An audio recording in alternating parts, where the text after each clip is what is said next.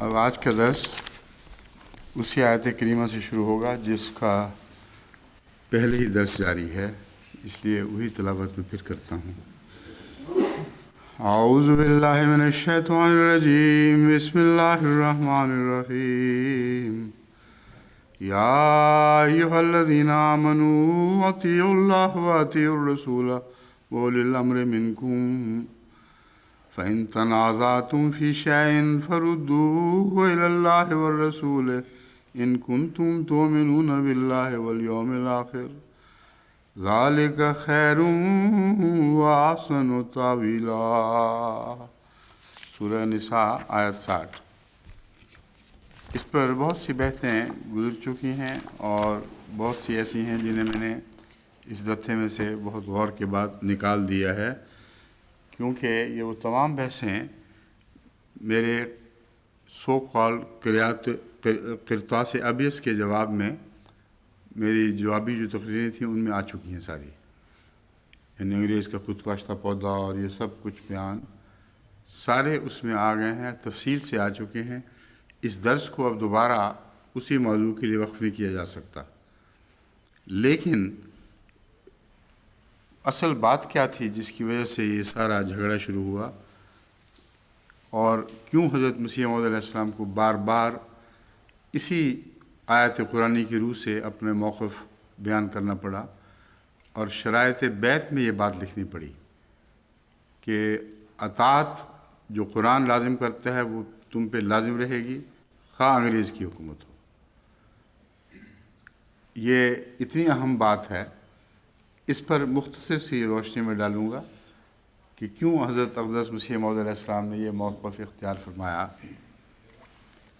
اس سلسلے میں ایک اقتباس الاقتصاد فی مسائل الجہاد مطبوعہ وکٹوریہ پریس صفحہ 51 سے لیا گیا ہے۔ حضرت اقدس مسیح موعود علیہ السلام کے خلاف یہ وقت کے علماء اس زمانے میں بار بار حکومت انگریزی کو مطلع کرتے تھے کہ یہ مذہب کا صرف فراڈ ہے اور دراصل ایک خونی مہدی کا تصور ہے جو لے کر مسیح مرزا غلام احمد قادیان کھڑا ہوا ہے، اور اس کی تحریک کو جب تک قانون کی روح سے آپ دبا نہیں دیں گے اس وقت تک یہ خطرہ آپ کے سر پر لٹکتا رہے گا۔ یہ لب لباب ہے ان علماء کی کوششوں کا۔ اکثر جو اعتراض اٹھانے والے ہیں وہ اس پس منظر کا ذکر نہیں کرتے، اس لیے آج کے پڑھنے والے بہت متعجب ہوتے ہیں کہ خدا کا نبی اور وقت کی حکومت کی اتنی اطاعت کہ شرائط بیت میں داخل کر لیا، اور بار بار قوم کو تاکید ہے اور حکومت کو تاکید ہے، دیکھ لو میرے متبعین سارے کے سارے تمہارے وفادار ہیں۔ یہ حرکت ایک نبی سے کیسے ہو سکتی ہے؟ اس ضمن میں سب سے پہلے تو میں مولوی محمد حسین بٹالوی کا یہ حوالہ جو میں نے ابھی دیا ہے یہ پڑھ کے سناتا ہوں۔ اس سے آپ کو اندازہ ہو جائے گا کہ حضرت مسیح موعود علیہ السلام کو کس قسم کے علماء کا سامنا تھا۔ عہد و امن والوں سے لڑنا، یہ وہ نہیں ہے حوالہ جس میں انہیں الزام لگایا ہوا ہے، ہاں وہ دوسرا وہ حوالہ کہاں ہے جس میں اعلان ہے کہ مرزا غلام احمد قادیان بڑا خطرناک آدمی ہے، اور یہ وہ بھی اس تقریر میں آ چکا ہے۔ ہاں وہ جو میری جوابی تقریر تھی نا قرطاس ابیض کے جواب میں، اس میں وہ تفصیل سے آ چکا ہے۔ مولوی محمد حسین کا بٹالوی کا حوالہ یہاں اس وقت نہیں ہے، لیکن جو میں نے جواباً تقریر کہی تھی اور کئی تقریروں پر مشتمل ایک مضمون بیان کیا تھا، اس میں یہ وجہ بیان کی تھی مولوی محمد حسین کے حوالے سے اس کے اخبار میں شائع شدہ عبارت تھی۔ وہ انگریزوں کو یہ کہتا تھا کہ یہ مرزا غلام احمد قادیان مفسد اور باغی ہے، اور آپ کو صرف یہ کہتا ہے کہ میں مہدی ہوں یا مسیح ہوں، حالانکہ اسلام کی روح سے مہدی ضرور خونی ہونا ہے اور اس نے قتل و غارت کا بازار گرم کرنا ہے۔ اب تم اس کی باتوں میں آ گئے اور کل کو اس نے اپنے اسلامی پرپرزے نکالے، تو پھر تمہیں سمجھ آئے گی کہ اسلام کیا کہتا ہے تمہارے متعلق، اور یہ ان باتوں کا قائل ہے۔ یہ تھی وہ کوشش جو صرف ان کی نہیں بلکہ دیگر علماء کی بھی تھی، اور خود یہی محمد حسین بٹالوی یہ لکھنے پر مجبور ہوا اسی انگریزی حکومت کے متعلق کہ عہد و امن والوں سے لڑنا ہرگز شرعی جہاد ملکی ہو یا مذہبی ہو نہیں ہو سکتا۔ اب یہ دیکھ لیں، اپنے دفاع میں جب بولا ہے یہ تو انگریزوں کو کیا یقین دلا رہا ہے؟ عہد و امن والوں سے لڑنا ہرگز شرعی جہاد خواہ ملکی ہو یا مذہبی نہیں ہو سکتا۔ جب حضرت مسیح علیہ السلام کہتے ہیں شرعی جہاد نہیں تو چھوڑ ڈال دیتے ہیں۔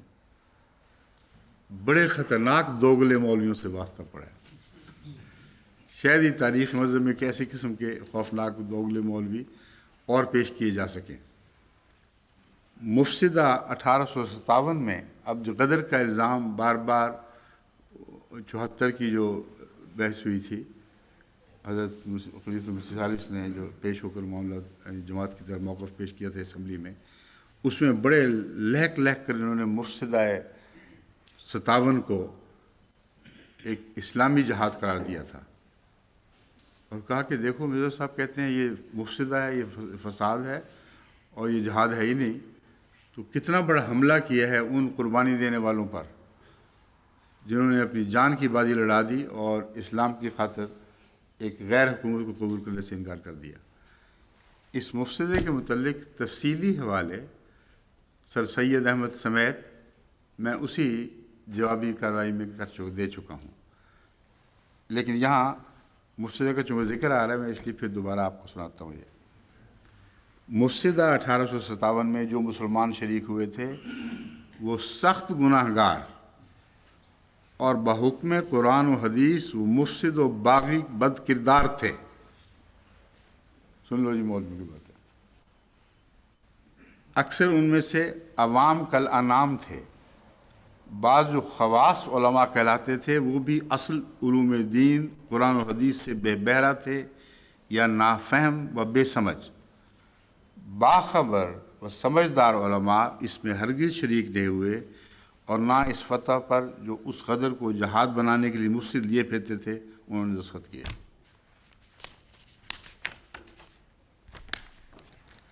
علامہ اقبال نے بہت زبان کھولی حضرت مسیح علیہ السلام کے خلاف، اور یہاں تک کہا کہ یہ غلام نبی ہمیں منظور نہیں ہے۔ ایک نبی جو غلام ہو غیر قوم کا اور غیر مذہب کا، وہ ہمیں کسی طرح منظور نہیں ہے۔ اس کا ذکر میں سورہ یوسف میں کرنا بھول گیا تھا۔ اگر حضرت مسیح موعود علیہ السلام منظور نہیں ہیں تو حضرت یوسف کا بھی انکار کرو، کیونکہ قرآن کریم نے انتہائی وضاحت کے ساتھ یہ لکھا ہے کہ وہ ایک ایسے بادشاہ کا مطیع تھا جس کا دین اپنا دین تھا، اور وہ دین الملک ہے۔ اس دین ملک میں حضرت یوسف کو ایک کوڑی کا بھی اختیار نہیں تھا۔ اگر اللہ تدبیر نہ کرتا تو اپنے بھائی کو پاس رکھنے کا بھی اختیار نہیں تھا۔ بس اقبال کا جواب تو اول اور باقی سب جو اقبال سے متاثر ہیں ان کا یہ جواب ہے کہ سورہ یوسف کو پڑھ لو اور فیصلہ کرو کہ کیا دو نبیوں کا انکار اکٹھا کرنا ہے یا دونوں کو ماننا ہے۔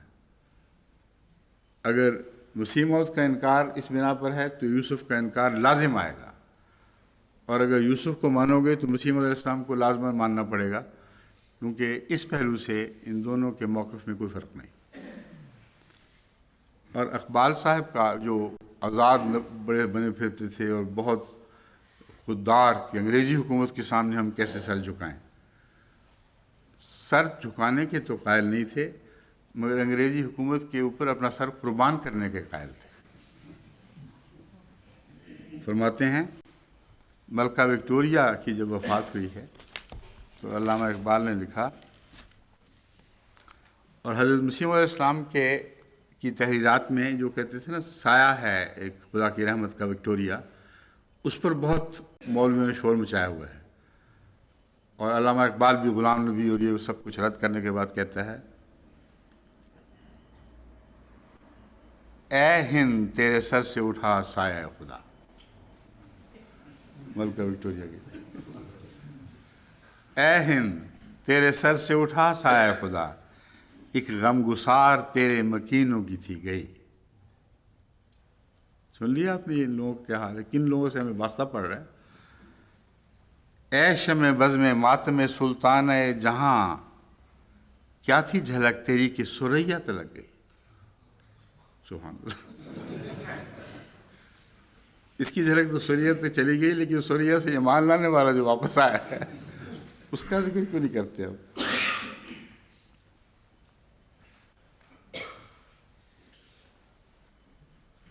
وہ میرا سر قبول ہو کہاں گیا؟ وہ اس میں نہیں ہے، ہنگامہ وغام میں میرا سر قبول ہو۔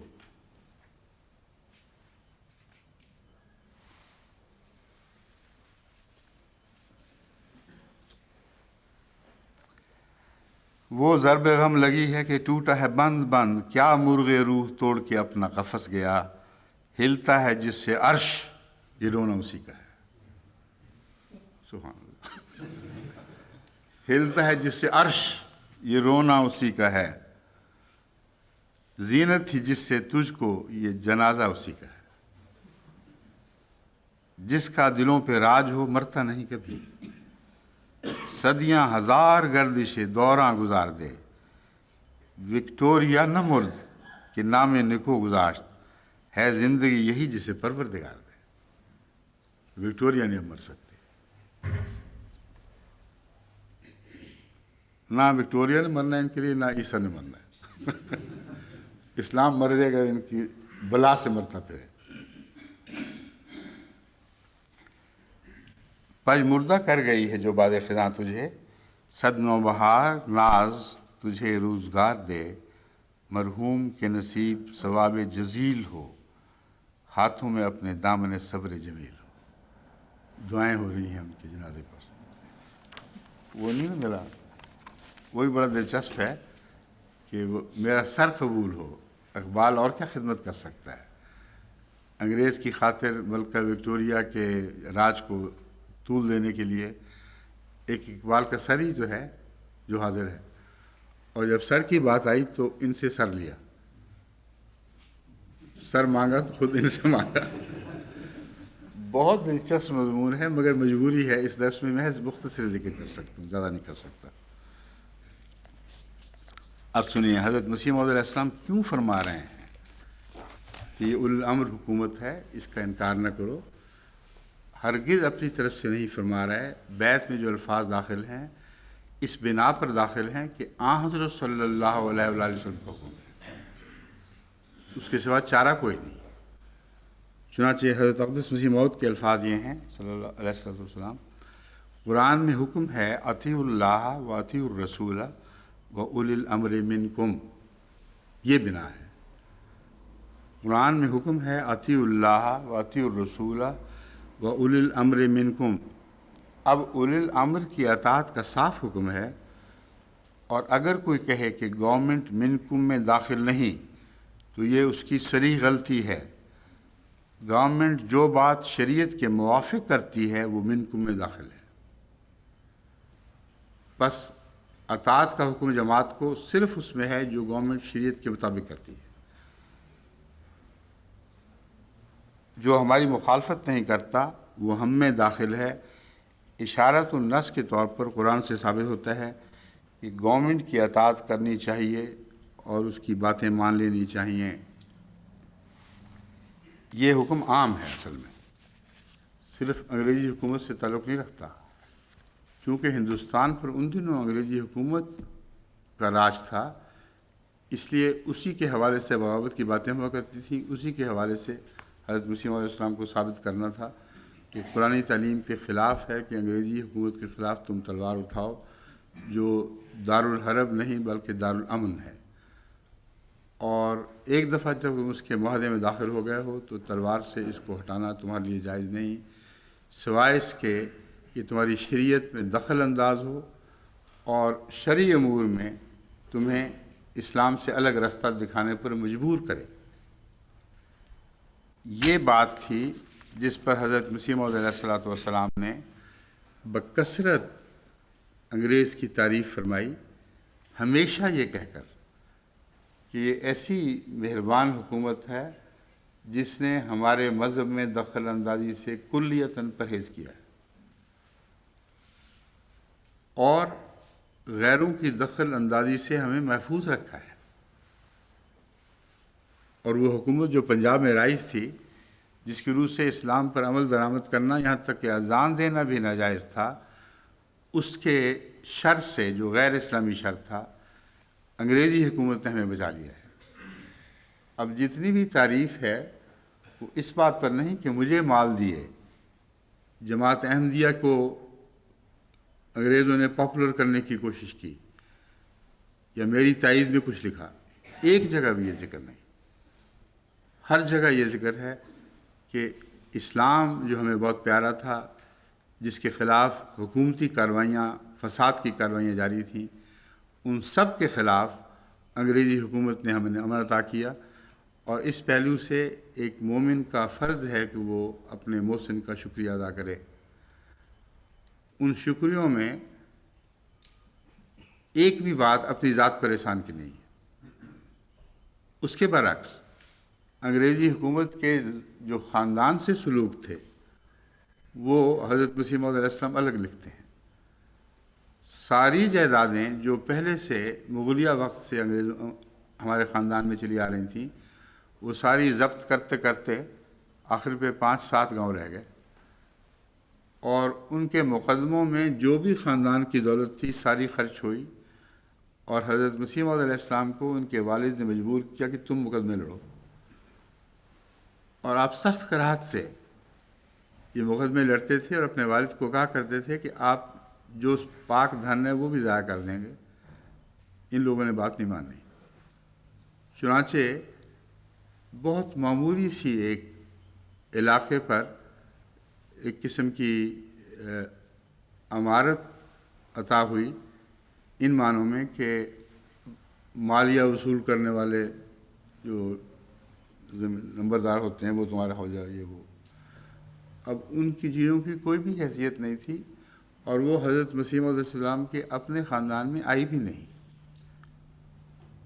اپنے خاندان میں ان معنوں میں کہ وہ حضرت مرزا غلام قادر صاحب، جو حضرت اقدس مسیح موعود علیہ السلام کے بہت ہی مداح اور آپ کے زیر احسان بھی تھے کئی پہلوؤں سے، ان کی اولاد میں منتقل ہوئی ہے وہ۔ یعنی مرزا حضرت مسیح موعود کی وجہ سے نہیں، بلکہ حضرت مرزا غلام قادر کی وجہ سے ہوئی ہے، جن کا احمدیت سے کوئی تعلق نہیں تھا۔ تو تفصیل سے آپ جا کے دیکھیں تو بالکل کچھ اور بات نکلتی ہے۔ بہرحال یہ میں اب حوالہ بتاتا ہوں۔ وہ یہ کہتے ہیں، یعنی دشمن، کہ انگریز چونکہ غیر مسلم تھا، اس کا دین اسلام سے کوئی تعلق نہیں تھا، اس لیے جو بھی تم کہو، مرزا صاحب کا فرض تھا کہ وہ انگریز کے خلاف تلوار کے جہاد کا اعلان کرتے۔ سمجھ گئے؟ یہ بات اچھی طرح یاد رکھیں۔ اب ہمارے آقا و مولا حضرت محمد مصطفیٰ صلی اللہ علیہ وآلہ وسلم کا فتویٰ سن لیجیے۔ مسند احمد بن حنبل جلد 5 387 میں ہے، حضرت حذیفہ رضی اللہ تعالیٰ عنہ بیان کرتے ہیں کہ میں نے نبی اکرم کو یہ فرماتے ہوئے سنا کہ جو کوئی جماعت سے نکل گیا اور امارت کو حقارت سے دیکھا، وہ اللہ جل شانہ سے اس حال میں ملے گا کہ اس کے ہاں اس کی کوئی قدر و منزلت نہیں ہوگی۔ اور جماعت سے کون نکلا ہے؟ فرمایا مسلم کتاب الامارہ باب الامر بلزوم الجماعت عند ظہور الفتن۔ یہی روایت مسلم کتاب الامارت میں بھی ایک انہی الفاظ میں ملتی ہے، اور بخاری کتاب الاحکام میں بھی یہ روایت الفاظ کے معمولی فرق سے ملتی ہے۔ اتنی قطعیت ہے اس روایت کو۔ حضرت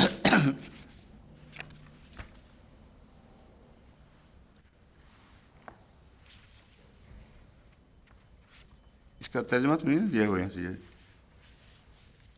میں بھی کر دیتا ہوں.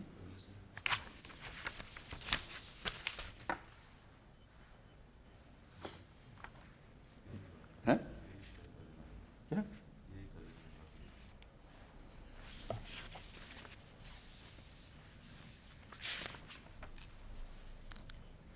یعنی صرف مسلم لکھا ہوا ہے؟ ہاں ہے وہی. پھر میں بخاری ڈھونڈ رہا تھا، یہاں بخاری نہیں ہے. بخاری میں بھی ہے، مسلم میں بھی ہے، اور مسلم میں 2 روایات ہیں. یعنی اس کو ہر طرح سے مضبوطی سے باندھا گیا ہے. روایت کے لحاظ سے جو بہترین سند ہو سکتی ہے وہ ہم پیش کر رہے ہیں. حضرت ابن عباس سے روایت ہے کہ رسول اللہ صلی اللہ علیہ وسلم نے فرمایا، جو شخص اپنے حاکم سے کوئی ناپسندیدہ بات دیکھے تو صبر کرے، کیونکہ جو کوئی اپنے امیر سے بالشت بھر بھی دور ہو کر مرا، اس کی موت جاہلیت کی موت ہوگی. وہ دوسری حدیث کہاں چلے گئی ہے؟ ماتمیت جاہلیت ہے.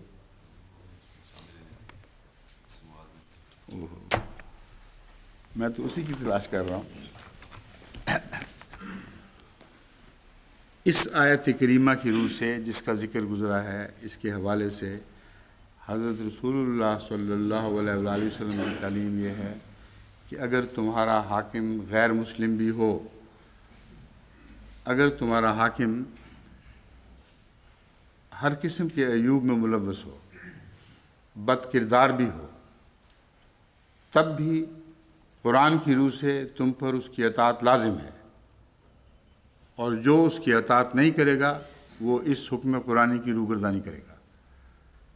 یہ وہ روایت ہے جو میں ڈھونڈ رہا ہوں. یہ اس میں اتفاق سے، سوء اتفاق سے داخل نہیں ہو سکی، مگر اس روایت کی روشنی میں جس کا تعلق اسی آیت کریمہ سے ہے، ان روایات کی روشنی میں کہ جو اولی الامر ہے اس کی تم نے اطاعت کرنی ہے.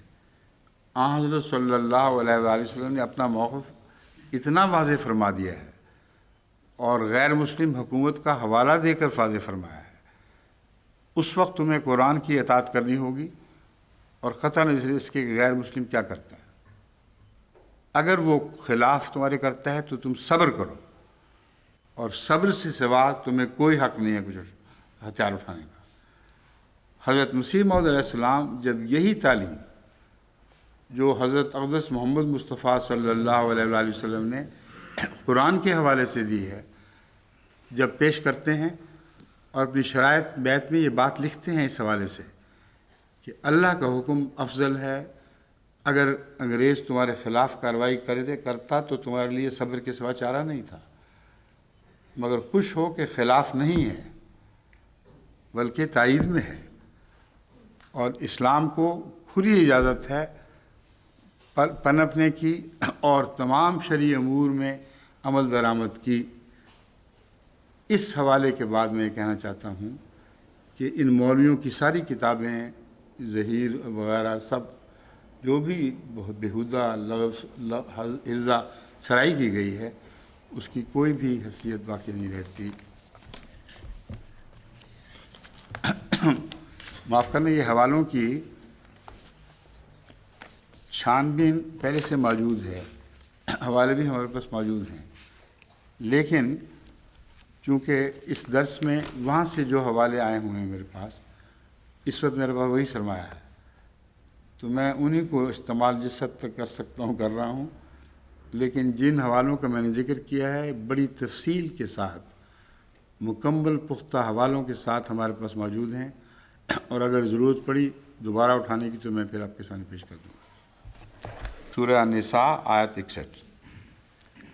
اعوذ باللہ من الشیطان الرجیم،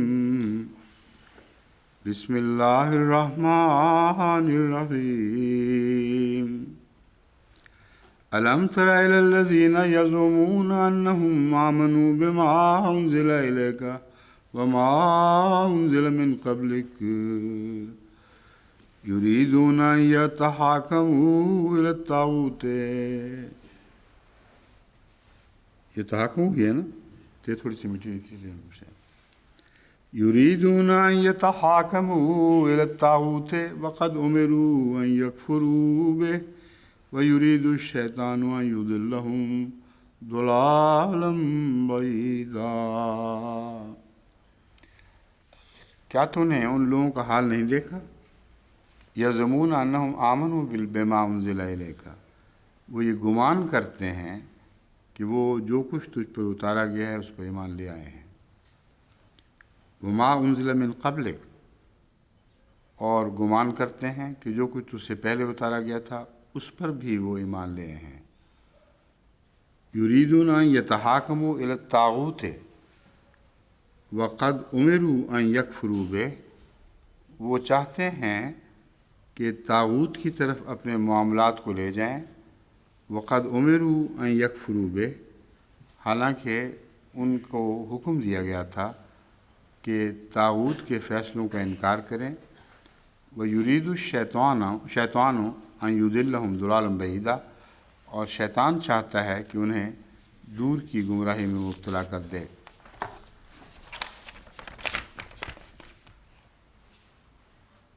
ضام کے متعلق المفردات میں درج ہے حکایت و قول یکون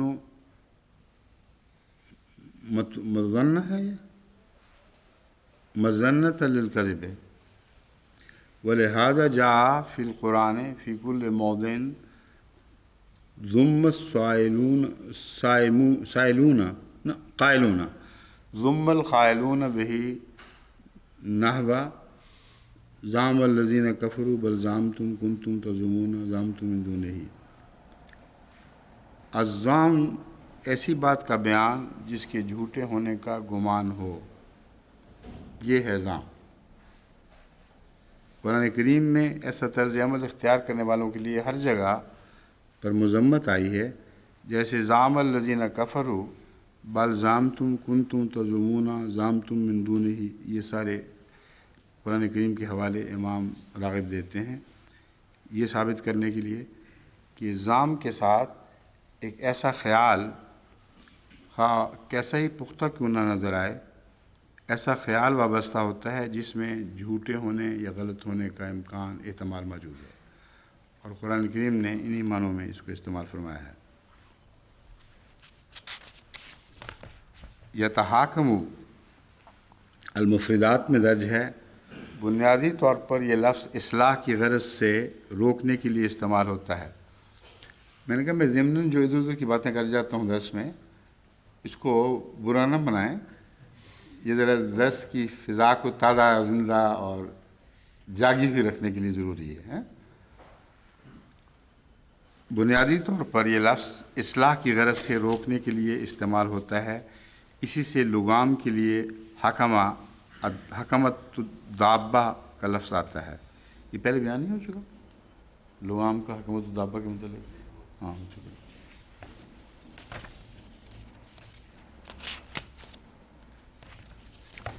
تحاکموا الی الحاکم، وہ حاکم کے پاس بغرض فیصلہ اپنا جھگڑا لے کر گئے۔ یہ وہ مرکزی پہلو ہے جس پر میں اس آیت کی میں جو مضمر مضمون ہے اس میں توجہ دلانے کی کوشش کروں گا۔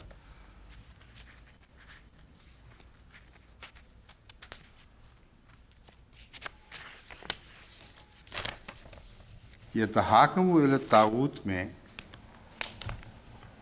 کبھی بھی حضرت اقدس مسیح موعود علیہ الصلوۃ والسلام نے اپنے دینی معاملات کو انگریز کی طرف رجوع کر کے یہ نہیں فرمایا کہ دیکھو تم میرے حق میں فتویٰ دے رہے ہو، اور غیروں کو یہ نہیں بتایا کہ چونکہ انگریزی حکومت اس مذہبی معاملے میں میرے ساتھ ہے اس لیے میں درست ہوں۔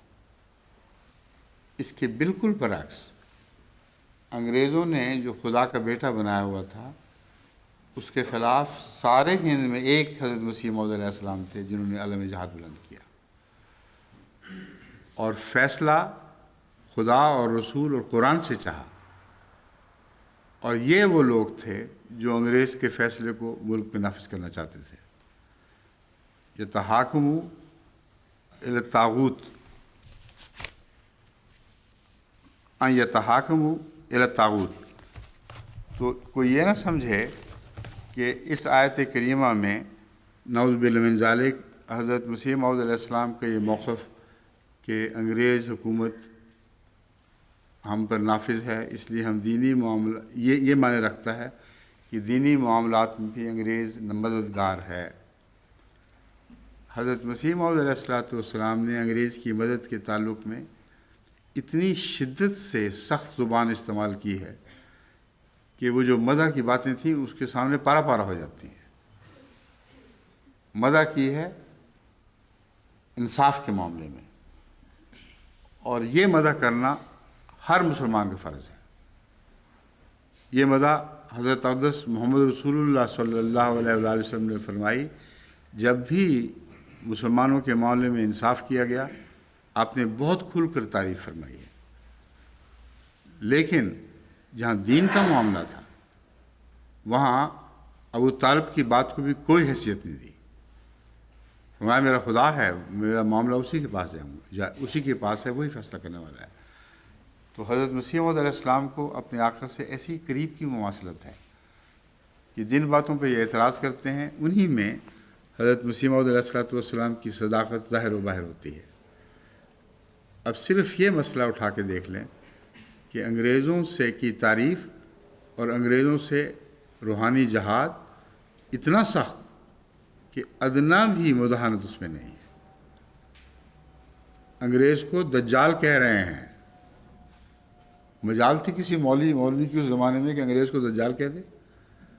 انگریزی حکومت کو ان کے جو پادری خاص طور پر عیسائیت کی نمائندگی میں ہندوستان پر چڑھ دوڑے تھے، ان سب کو حضرت مسیح موعود علیہ السلام نے دجال قرار دیا، اور اس دجالیت کے اثر کو دور کرنے کے لیے آپ نے نہ صرف دینی علمی قلمی جہاد فرمایا بلکہ ایک ایسی پیشگوئیاں بھی فرمائیں جن سے پتہ چلتا تھا کہ اب چند سال کی بات ہے، تم لکھ دو کہ سلطنت برطانیہ اس کے بعد ٹوٹے ٹکڑے ہو جائے گی۔ سلطنت برطانیہ میں بیٹھے بیٹھے یہ پیشگوئیاں فرما رہے ہیں، سلطنت برطانیہ تا 8 سال بعد ازاں آثار ضعف و اضمحلال۔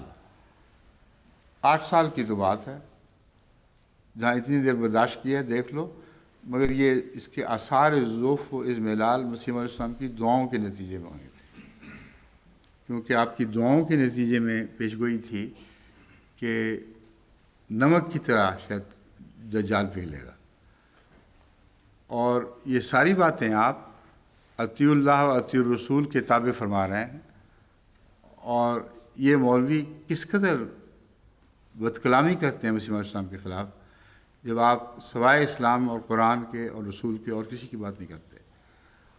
اور جس جہاد کی آپ کو توفیق ملی ہے اس کا عشر عشیر بھی، اس کا 1000واں حصہ بھی اس زمانے میں دوسرے مسلمانوں کو نصیب نہیں ہوا۔ ان کے دتھوں کے دتھے ہمارے پاس موجود ہیں جس میں وہ انگریزی حکومت کے خلاف جہاد کو کفر قرار دے رہے ہیں، ظلم قرار دے رہے ہیں، اور اپنی فرما برداریوں کا یقین دلا رہے ہیں انگریزی حکومت کو۔ تو وہ شخص جو نہیں یقین دلاتا، جو کہتا ہے جو ہو جائے مجھ سے ہو جائے، جس کے خلاف انگریز پادریوں نے قتل کے مقدمے کیے، انگریز حکمرانوں نے جس کے خلاف ہر قسم کی کارروائیاں کی، اس کو یہ انگریز کا پوتا کہتے ہیں۔ اور اس آیت کریمہ کی تابع یہ سارا مضمون ہے۔ اب میں یہ بتانا چاہتا ہوں کہ حکم جس کو مانا ہے وہ ان لوگوں نے مانا ہے، انگریز کی طرف اپنے معاملات ان لوگوں نے رجوع کیے ہیں، انگریز کے مصنوعی خدا کی تائید ان لوگوں نے کی ہے، اور حضرت مسیح علیہ السلام کے خلاف یہ انگریز کے کان میں پھونکا ہے، ہم تمہارے ساتھ ہیں، تمہارے مصنوعی خدا کو ہم زندہ مان رہے ہیں، آسمان پر بٹھا چڑھا دیا ہم نے، اور یہ اسے زمین میں دفن کرنے کے درپے ہے، تو دیکھ لو کون تمہارا ہے اور کون ہمارا ہے۔ تو 2 قسم کی تحریرات ہیں ان کی، ایک قسم کی تحریر کے مقابل پر ان کی صرف دوسری تحریرات ساتھ نتھی کر کے شائع کر دی جائیں تو اتنا ہی کافی ہونا چاہیے، مگر بہرحال ہم نے بہت تفصیل سے اس معاملے میں پہلے خطبات میں ذکر کر دیا ہے، اگر آپ نے کسی نے دیکھنا ہو تو وہاں سے دیکھ سکتا ہے۔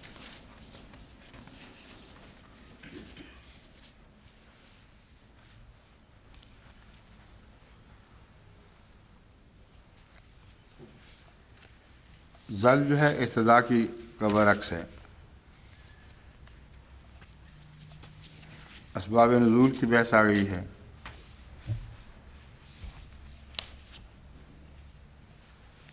آج کوئی اسباب نزول کے متعلق بھی سوال ہے یا آئندہ کریں گے؟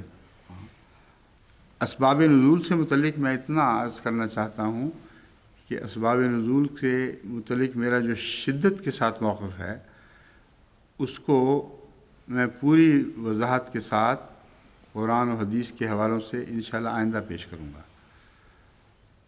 اس موقف سے ہرگز یہ مراد نہیں کہ اسباب نزول کی میرے نزدیک کوئی اہمیت نہیں۔ میرے نزدیک یہ معاملے کو مشتبہ بنا دیا گیا ہے۔ مواقع النزول اور بات ہے اور اسباب النزول اور بات ہے۔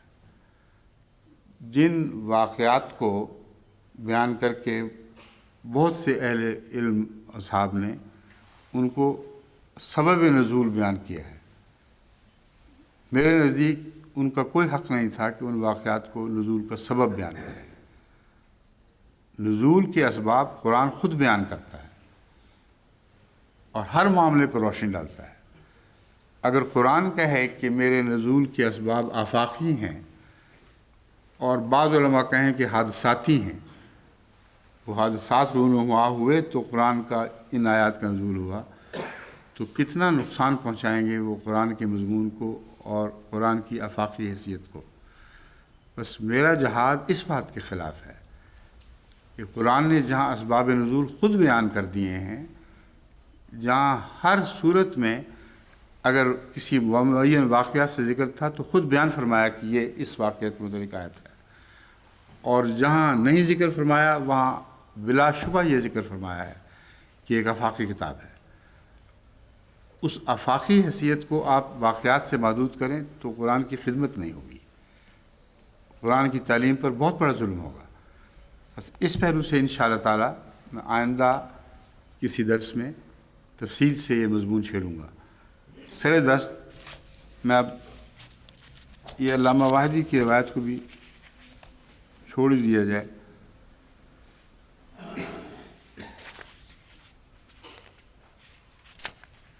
خلاصہ یہی ہے کہ وہ بنو نذیر اور بنو قریظہ کا جھگڑا تھا جس کے اوپر یہ آیت نازل ہوئی ہے۔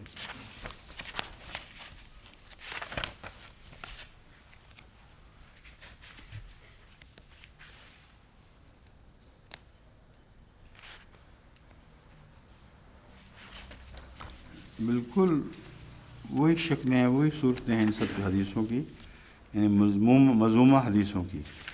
اس کے متعلق میں انشاءاللہ اپنے علماء کو بھی اس بحث کے دوران نصیحت کروں گا کہ ان کو کیا کرنا چاہیے، میں ان سے کیا توقع رکھتا ہوں، اور بہت بڑی خدمت کر سکتے ہیں ہمارے حدیث کے ماہرین جنہوں نے تخصص اختیار فرمایا ہے، اور ایک نیا حدیث سے متعلق علم کلام مبنی بر قرآن اور مبنی بر حدیث کو پیش کر کے بہت سی ایسی اغلاط کو دور کر سکتے ہیں جو جگہ پا گئی ہیں۔ ان کی ان کوششوں کے بعد ان بڑے بڑے علماء کے متعلق ہم دعا تو کریں گے کہ اللہ تعالیٰ ان کو جنت نصیب فرمائے، انہوں نے بہت محنت کی ہے، مگر ان کی باتوں کو مانیں گے نہیں، وہی بات مانیں گے جو رسول اللہ صلی اللہ علیہ وسلم اور قرآن کے حوالے سے ہمیں منوا کے دکھائیں گے، ورنہ اس مسئلے کو نہ چھیڑا گیا تو یہ فساد جاری رہے گا، اور بہت بڑا فساد ہے جو ان بڑے ناموں کے حوالے سے اس وقت امت محمدیہ میں جاری ہو چکا ہے۔ تو انشاءاللہ یہ تفصیلی باتیں ہوں گی۔ اب میرا خیال ہے وقت گزر چکا ہے، آج سوال و جواب بھی آپ نے کرنے تھے نا، آخری 15 منٹ؟ اچھا، میں اسی لیے اس کو دیکھ رہا ہوں بار بار۔ پہلے ہمارا دستور تھا کہ آخری 15 منٹ سوالات کے لیے وقف کیا کرتے تھے، تو آج مجھے یہ مشورہ دیا گیا ہے کہ آج بھی ہم آخری 15 منٹ سوالات کے لیے وقف کریں، تو اس وقت تک میں انشاءاللہ اس آیت کے ساتھ کی تفصیل بیان کر دوں گا۔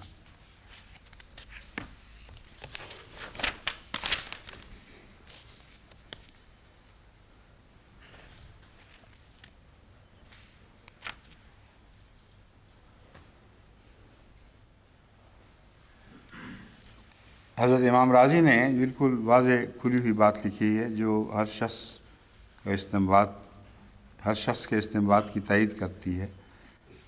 وہ فرماتے ہیں کہ جب رسول کی اطاعت کرنا واجب، اللہ اور رسول کی اطاعت کرنا واجب کر دیا تھا تو اس آیت میں منافقین اور دلوں میں بیماری والوں کا ذکر کیا جو اس رسول کی اطاعت نہیں کرتے، اس کے فیصلے پر راضی نہیں ہوتے اور کسی غیر سے فیصلہ چاہتے ہیں۔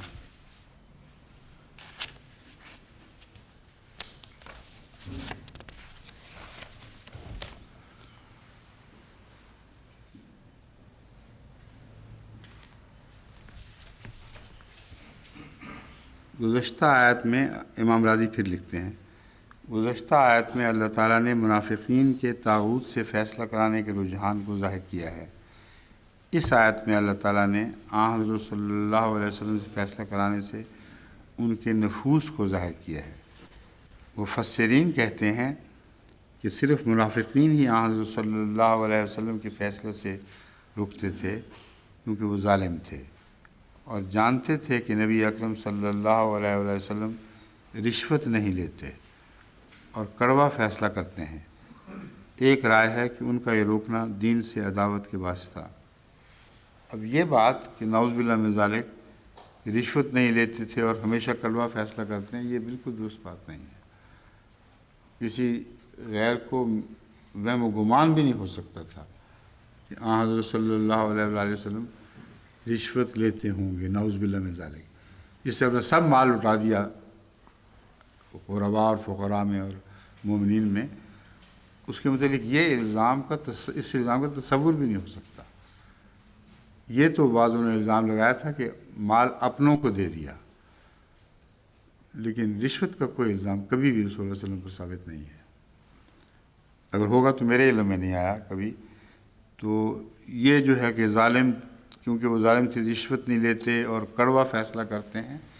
کڑوا فیصلہ ہمیشہ اس وقت ہوا کرتا ہے جب کسی کے موقف کے خلاف ہو، اور یہ کہنا کہ ظالم ہمیشہ یہ کہا کرتے تھے کہ ہمیشہ ہی رسول اللہ علیہ وسلم کڑوا فیصلہ کرتے ہیں، درست نہیں ہے۔ کیونکہ بہت سے یہود بعض دفعہ دونوں فریق جھگڑتے ہوئے آپ کے پاس آتے تھے، تو جب ایک کے حق میں فیصلہ کرتے تھے وہ کڑوا تو نہیں ہوا کرتا تھا۔ اس لیے مسلمانوں اور یہود کے جھگڑے، مسلمانوں اور مسلمانوں کے جھگڑے، جتنے بھی جھگڑے رسول اللہ صلی اللہ علیہ وسلم کے خدمت میں پیش ہوئے ہیں، ان میں فیصلہ ایک کے حق میں لازماً تھا، جس کا مطلب یہ ہے کہ الزام لگ ہی نہیں سکتا کہ جب بھی فیصلہ کرتے ہیں کڑوا فیصلہ کرتے ہیں۔ ہاں، فریق ثانی اس کو کڑوا سمجھتا تھا، ابھی بھی سمجھتا ہے۔ جتنے مرضی آپ انصاف سے فیصلہ کر دیں، ایک فریق بڑبڑاتا ہوا ہی جاتا ہے، دیکھو جی کوئی بات ہوئی نا، دوسرے کے حق میں فیصلہ کر دیا۔ تو اس سے اتنی نصیحت پکڑیں کہ جو فیصلہ ہو اور ایک اختیار رکھنے والی اتھارٹی، یعنی جو اس منصب پر مامور ہو، اس کا فیصلہ ہو تو اسے خدا پر چھوڑ دینا چاہیے یا اس کی اپیل کرنی چاہیے۔ یہ پبلک میں، عوام الناس میں یہ باتیں کرنا کہ یہ غلط فیصلہ ہو گیا، جائز نہیں ہے۔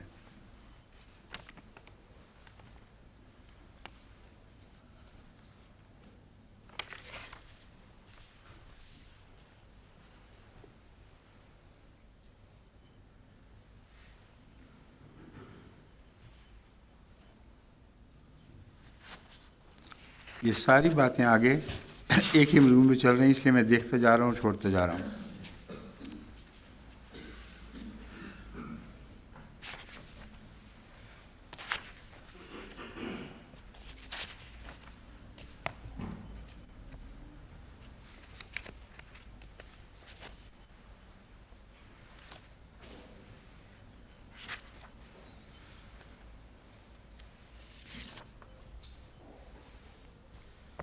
یہ جو بات ہے، بعض لوگوں نے کچھ سرکشوں سے فیصلہ کروانے کا ارادہ کیا اور محمد صلی اللہ علیہ وسلم سے فیصلہ نہ کروانا چاہا،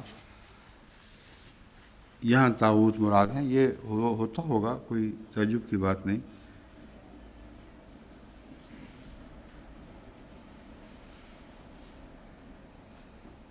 مگر یہ منافقین کیسے ہو سکتے تھے، یہ مجھے سمجھ نہیں آ رہی۔ بات یہ منافقین کی کر رہے ہیں۔ منافقین وہ تھے جنہوں نے اسلام کا لبادہ اوڑھا ہوا تھا۔ اور کیا کبھی ایسا واقعہ کسی اہل علم کے نزدیک ہوا ہے کہ مسلمان کہلاتے ہوئے بھی رسول اللہ صلی اللہ علیہ وسلم سے فیصلہ لے کر اسلام کے خلاف سرکشوں سے فیصلہ کروانے کی طرف وہ مائل ہوئے؟ نہیں، آپ کے علم میں ہے گا؟ اس لیے اگر ہمارے ربوہ کے علماء جو ماشاءاللہ بہت علوم میں تخصیص کر چکے ہیں، ان کے علم میں ایسا واقعہ ہو تو مجھے بتائیں۔ میرے علم میں تو کوئی ایسی حدیث نہیں ہے کہ مسلمان کہلاتے ہوں، اندر اندر تو خلاف ورزی کرتے ہوں گے، ضرور کرتے ہی تھے، تبھی منافق ہیں، لیکن کھلم کھلا رسول اللہ صلی اللہ علیہ وسلم سے کہیں کہ آپ فیصلہ کریں، ابو جہل فیصلہ کرے یا فلاں فیصلہ کرے، یہ بات میرے علم میں نہیں ہے۔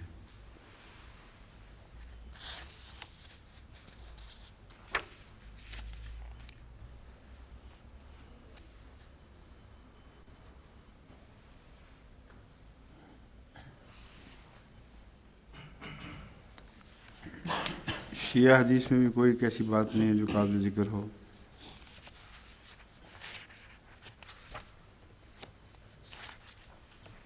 میرا خیال ہے کہ اس آیت کریمہ کا مضمون بالکل واضح اور کھلم کھلا ہے، اس میں ہمیں کسی اور تفصیلی بیان کی ضرورت نہیں ہے۔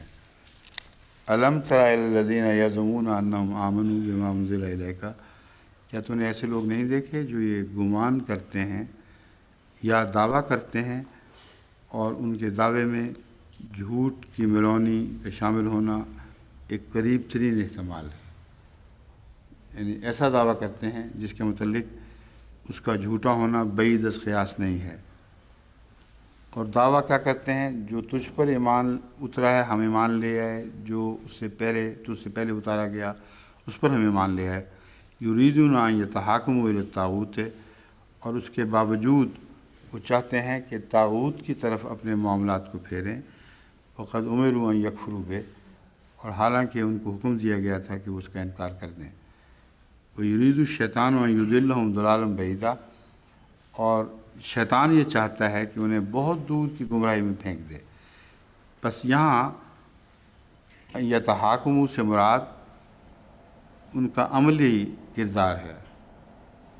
جب وہ اپنے عمل کی تشکیل کرتے ہیں، جو بھی اعمال بجا لاتے ہیں، ان کو وہ شیطانی احکامات کے تابع ڈھالتے ہیں، اور جو منہ کی بات کہتے ہیں وہ یہ کہتے ہیں کہ ہم نے تمہیں اپنا سردار مان لیا۔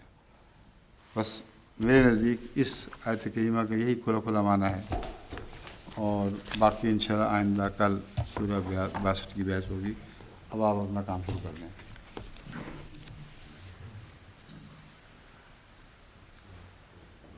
کیا رشید صاحب؟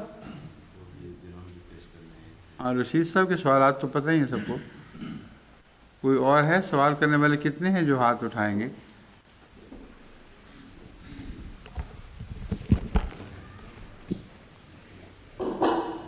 اور ہاں، انور صاحب کے سوال بھی ایسے ہی ہوتے ہیں۔ آپ بتائیں پہلے، مؤذن صاحب، چودھری آفتاب صاحب، وہاں چلے جائیں۔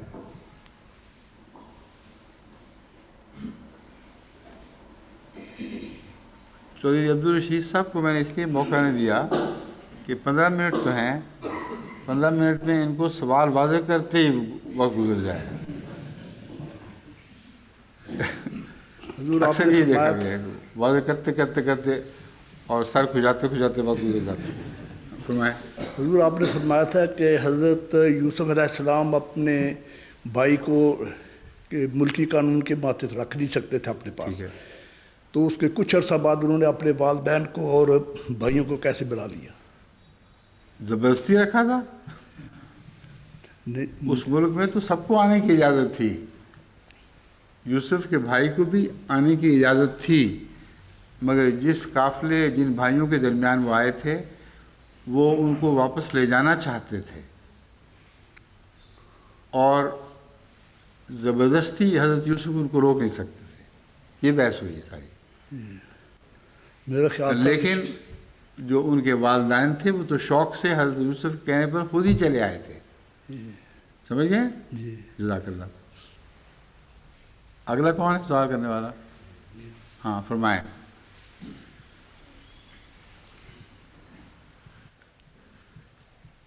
ان کو تو سب دنیا جانتی ہے. السلام علیکم سر. کئی دفعہ آ چکے. اپنا تعارف کرا دیں ڈاکٹر صاحب. نعیم احمد ویملڈن پارک.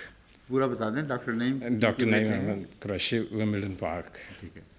حضور جیسے آپ نے فرمایا کہ اگر کوئی حکومت مذہبی آزادی دیتی ہے تو اس حکومت کے خلاف کس قسم کی جد و جہد کرنا غیر اسلامی ہے. اگر ایک فرضی صورتحال آج کل کے زمانے میں ہو کہ ایک غیر مسلم حکومت ایک مسلمان ملک کے اوپر قبضہ کرتی ہے, سیاسی مسلمان ملک پر قبضہ کرتی جی ہے, سیاسی حوث کے سیاسی یا ملک کی حوث ہے, اس کے خلاف لڑائی جائز ہے.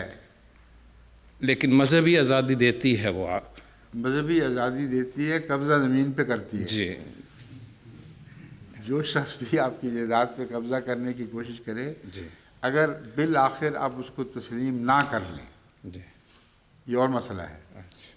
انگریز کے خلاف جو ابتدائی لڑائی کی کوششیں تھیں اس کو اپنے ملک سے باز رکھنے کی, وہ بالکل جائز تھیں, اور انگریزی حکومت کا ہرگز حق نہیں تھا کہ تلوار کے زور سے وہ کسی سرزمین پر قبضہ کرے. وہ کوششیں جائز تھی قرآن اور حدیث کی روح سے. لیکن قرآن اور حدیث کی روح سے جب تم ہار گئے, جب تم نے ان کی بالادستی تسلیم کر لی, جب انہوں نے ملک میں امن قائم کر دیا اور وہ دارالحرب نہیں رہا, وہ لڑائی کا ملک نہیں رہا بلکہ دارالاسلام بن گیا. اور یہی لفظ تمام بڑے بڑے علماء نے لکھے ہیں کہ انگریز کی حکومت اب دارالحرب نہیں دارالاسلام بن چکی ہے. اس وقت ان کے خلاف تلوار کا جہاد جائز نہیں ہے. سمجھ گئے بات؟ جی. لیکن اب جو کچھ ہو رہا ہے, دوسروں کی زمینوں پہ قبضہ کرتے پھرتے ہیں, وہی نا, اس کے خلاف جد و جہد کرنا, آخر دم تک جد و جہد کرنا, سلطان ٹیپو کی طرح اپنی جانیں قربان کر کے جد و جہد کرنا عین اسلامی روح ہے. شکریہ.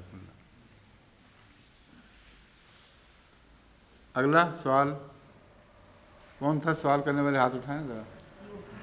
ہیں؟ پوچھ لیا. ٹھیک ہے. آج تو صرف رشید صاحب ہی رہ گئے, باقی کوئی اور ہے؟ چلیں جی, آ جائیں میدان میں. یہ بھی ہیں حیات صاحب بھی. سبحان اللہ. آپ دونوں کے درمیان ہم وقت تقسیم کر دیتے ہیں کیونکہ عدل کا مضمون چل رہا ہے. چلیں جی. حضور جزاکم اللہ خیر.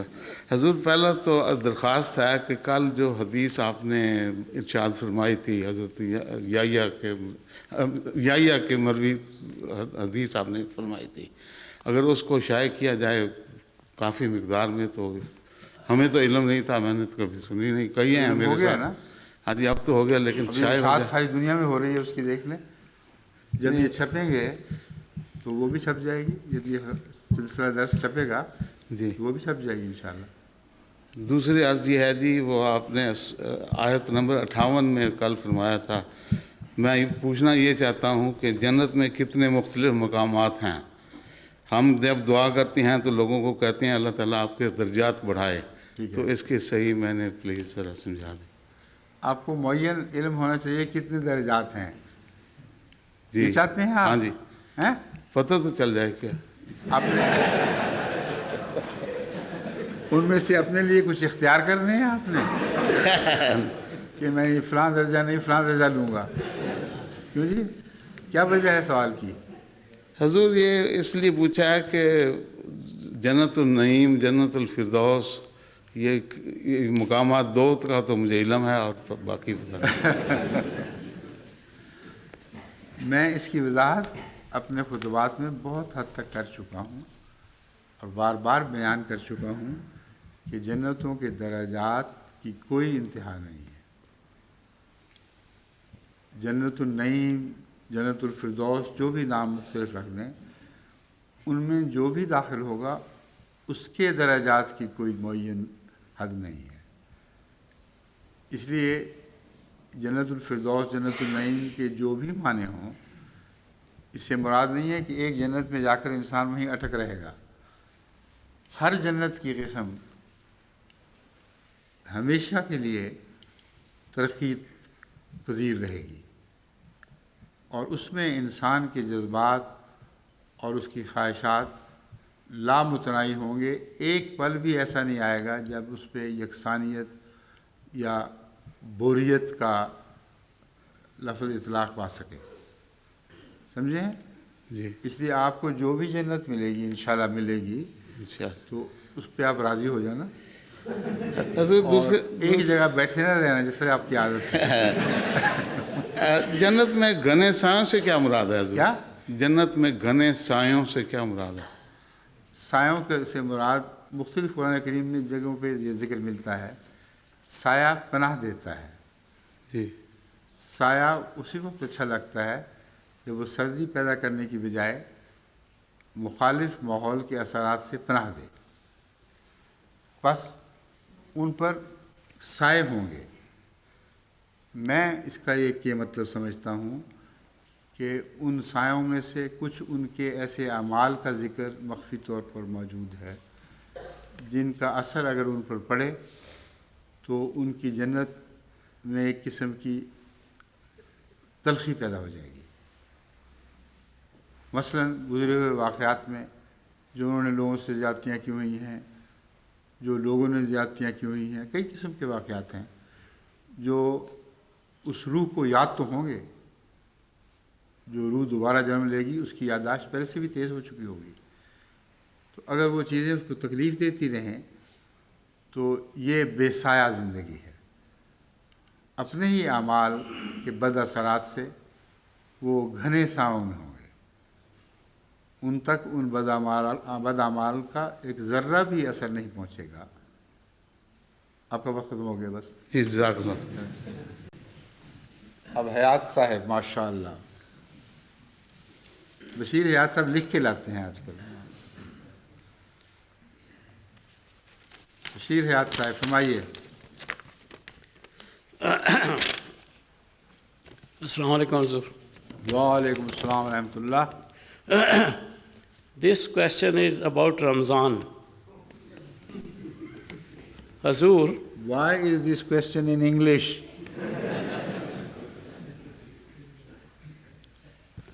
pardon? Read your question in Urdu, please. This question is about Ramzan. मेहरबानी फरमाकर अपने सवाल को उर्दू में पढ़ें।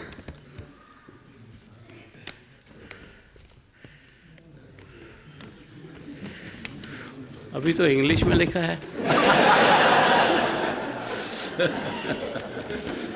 वैसे इसलिए इस सवाल को किसी अंग्रेजी सवाल जवाब की मजलिस के लिए इसको- उठा रखें।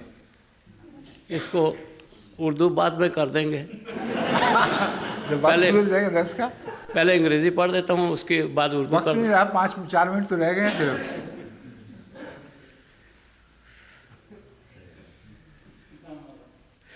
क्यों जी? फिर अंग्रेजी में पढ़ दूँ पहले, उसके फिर साथ उसका मैं उर्दू। जवाब पहले दे चुका हूँ कि अंग्रेजी में पढ़ने का हमें कोई फ़ायदा नहीं, क्योंकि ये आलमी मजलिस उर्दू में लगी हुई है।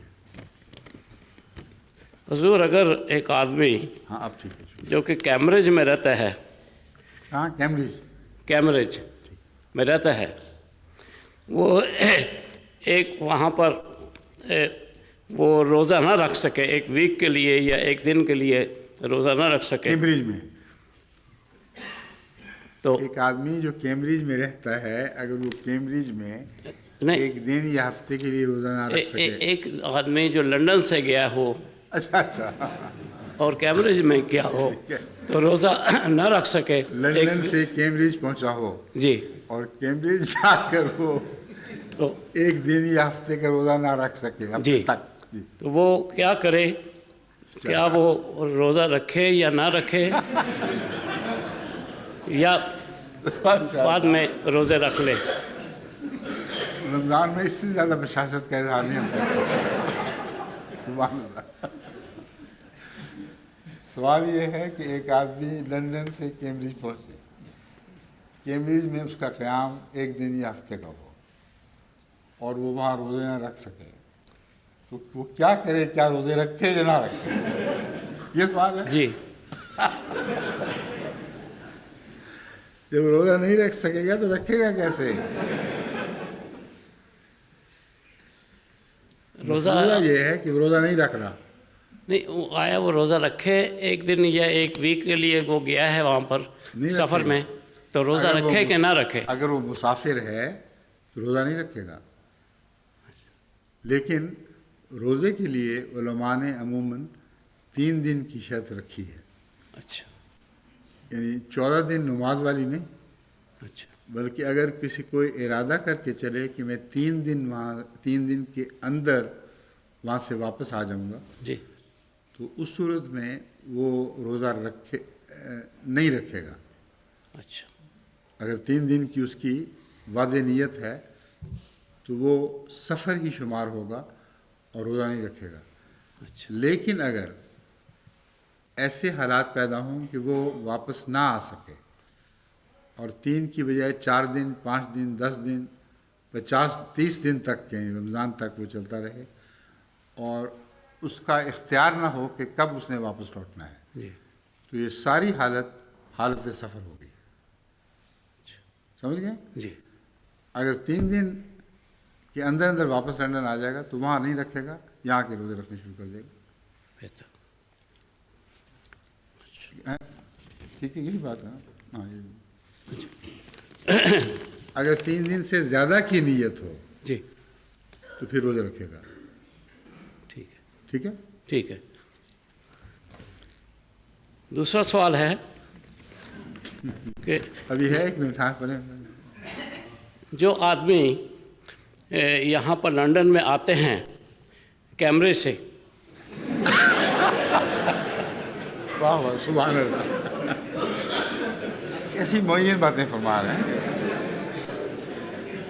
कैम्ब्रिज से लंदन आ रहे हैं वो, कैमरे से पहले लंदन आते से हैं, कैम्ब्रिज जा रहे थे। जी, और तुम्हारी वो आते हैं इस काम के लिए, MTA के लिए या दूसरे कामों के लिए, तो क्या वो रोज़ा रखेंगे और यहाँ पर आकर अफ्तारी करेंगे? नहीं, वो सफ़र है। जी, हंसी के बुरा न मनाए, लोग खुश हो रहे हैं आपसे, आपकी बातों पर। आपसे सबको मोहब्बत है, हैं? जी, और खुशी से प्यार से हंस रहे हैं। समझ गए? रमज़ान में नाउज़ुबिल्लाह मिन ज़ालिक किसी की तहक़ीर या तख़फ़ीफ़ हरगिज़ नहीं हो सकती, इसके अलावा भी नहीं हो सकती। इसलिए आप इनकी हंसी को बुरा ना मनाएं, आपसे सबको मोहब्बत है, जी, आपकी बातों से लुत्फ़ अंदोज़ होते हैं। समझ गए बात? रोज़ा अगर वो सफ़र की हालत में है, नहीं रखेगा। लंदन चाहे 1 दिन भी ठहरना उसने या ज़्यादा ठहरना हो, 3 दिन तक अगर उसने ठहरना हो तो उसको रोज़ा नहीं रखना, खा वो MTA के काम आए या किसी और काम आए। समझ गए जी, कि नहीं? अभी है शुबा कोई काम? क्लियर नहीं हुई, हैं? क्लियर नहीं हुई बात। नहीं हुई ना? हाँ, आपके चेहरे से नहीं हुई। अच्छा, कम्यूट करने की बात कर रहे हैं? जी, कम्यूट करने की बात नहीं कर रहे हैं, नहीं, ये कहते हैं मैं ये रोज़ा बात वहाँ की- रख के इफ्तार यहाँ करे, मैं ये बात की है कि ये मना है। एक आदमी कैमरे से चलता है लंदन आने के लिए, लेकिन वो वीक में एक दफ़े या 2 वीक में एक दफ़े काम के लिए आता है यहाँ पर, तो वो रोज़ की रोज़ा बात नहीं कर रहे। रखेगा कि नहीं रखेगा? 2 हफ्ते में कभी 1 दिन वो यहाँ आना चाहता है जी, काम के लिए, जी, तो सफ़र है उसका, रोज़ा नहीं रखेगा। अच्छा, रोज़ा नहीं रखेगा। लेकिन अब बताएं, अब क्या बात है? बस अभी ठीक है, हैं? ठीक है, हो गया ठीक? जी, जज़ाकल्लाह। जाकिर। दोनों मसले हल हो गए, लंदन वालों के भी, कैम्ब्रिज वालों के भी।